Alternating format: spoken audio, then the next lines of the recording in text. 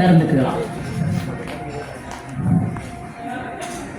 வாழ்க வளமுடன். சப்ஸ்கிரைப் பண்ணுங்க. பண்ணுறது யாரும் பேசக்கூடாது, நாங்கள் மட்டும்தான் பேசுவோம். சரியா? யாரும் பேசக்கூடாது, நாங்கள் மட்டும்தான் பேசுவோம். வாழ்க வளமுடன். நீ ஒருத்தர் மட்டும் பண்ணக்கூடாதா? பக்கத்து வாழ்க வையகம், வாழ்க வளமுடன். குருவே துணை. சரி, இன்னைக்கு ஒரு முக்கியமான வகுப்பு உங்களுக்கு எடுக்க போகிறோம். நான் 3 கொஸ்டின் கேட்குறேன், என்னையும் சேர்த்து. நாம் டீச்சர் ஸ்டூடெண்ட்டாக இல்லை, இப்போ ஜஸ்ட்டு ஃப்ரெண்டு. ஓகேவா? நம்மளாம் ஃப்ரெண்டாகவே நினச்சிக்கலாம். மிஸ்ஸாகவும் வேண்டாம், நீங்கள் மாணவர்களாகவும் வேண்டாம். 3 கொஸ்டின் கேட்கட்டுமா?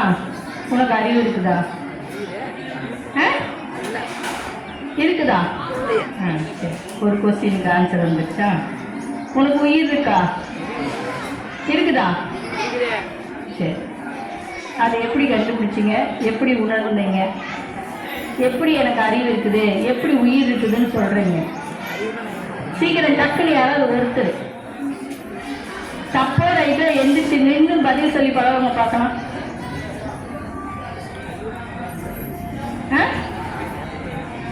தெரியலையா? தெரியல.